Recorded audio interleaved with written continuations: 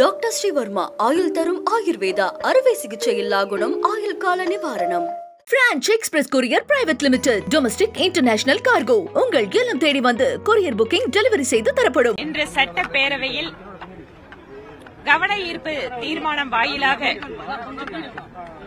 அரசியல் கட்சிகள் தமிழகத்தில் மும்மொழி கொள்கையை அமல்படுத்துவது தொடர்பாக அரசினுடைய கவனத்தை ஈர்க்கின்ற விதமாக ஒரு தீர்மானத்தை கொண்டு வந்தார்கள்.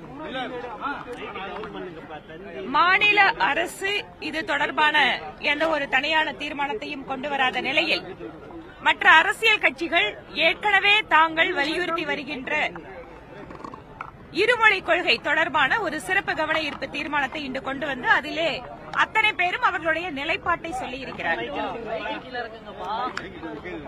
தமிழகத்தில் ஏற்கனவே அரசியல் கட்சிகள் மொழிக் கொள்கை தொடர்பான தங்களுடைய நிலைப்பாடுகளை தெரிவித்துக் கொண்டுதான் இருக்கிறார்கள். இன்று சட்டப்பேரவைக்கு உள்ளாக அவர்களுடைய கருத்துக்களை பதிவு செய்திருக்கிறார்கள். இதில் பாஜக தவிர்த்து மற்ற அரசியல் கட்சிகள் சட்டப்பேரவைக்கு உள்ள இருக்கிறவங்க ஒன்னா இருக்காங்க. ஆனால் தமிழ் மாநில காங்கிரஸ் மற்றும் அரசியல் கட்சிகள் பாரதிய ஜனதா கட்சியினுடைய நிலைப்பாட்டை ஆதரித்திருக்கின்ற அரசியல் கட்சிகளும் தமிழகத்தில் இருக்கிறார்கள். அதனால் வசதியாக அதை மறைத்துவிட்டு எல்லா அரசியல் கட்சிகளும் ஓரடியில் நிற்பது போல ஒரு தோற்றத்தை உருவாக்க நினைத்துக் கொண்டிருக்கிறார்கள். இதில் பாரதிய ஜனதா கட்சியை பொறுத்த வரைக்கும் மும்மொழி கொள்கை என்பது ஹிந்தி திணிப்பு அல்ல. மும்மொழி கொள்கை என்பது ஏற்கனவே தமிழகத்தில் அமலில் இருக்கிறது. தனியார் கல்வி நிறுவனங்கள் 3 மொழிகளை குழந்தைகளுக்கு கற்பிக்கிறார்கள்.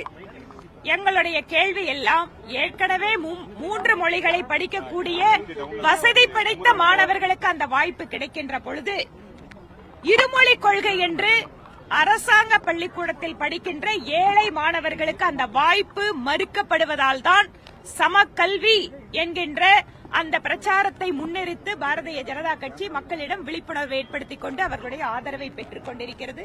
இது தொடர்பாக கையெழுத்து இயக்கம் நல்ல முறையிலே லட்சக்கணக்கான மக்களுடைய கையெழுத்துக்களை பெற்று இன்று மக்களுடைய ஆதரவை பெறுகின்ற இயக்கமாக மாறியிருக்கிறது. இது தொடர்பாக திருச்சியிலே நடைபெற்ற மிக பிரம்மாண்டமான பொதுக்கூட்டம்.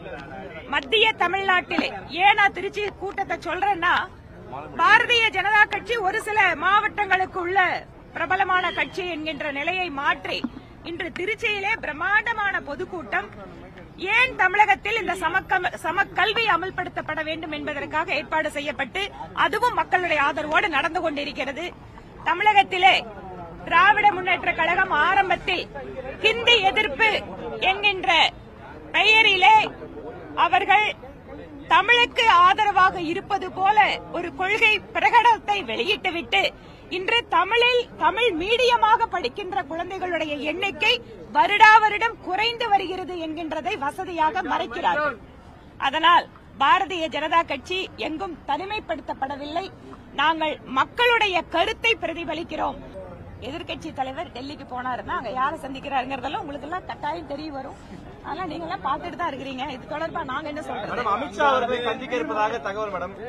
அவரை சந்திக்கிறாரா இல்லையாங்கிறதெல்லாம் டெல்லியில அதுக்கப்புறம் பார்த்ததுக்கு அப்புறம் அதிமுக பாஜக கூட்டணி அமைந்தால் நீங்க வரவேற்பீங்களா?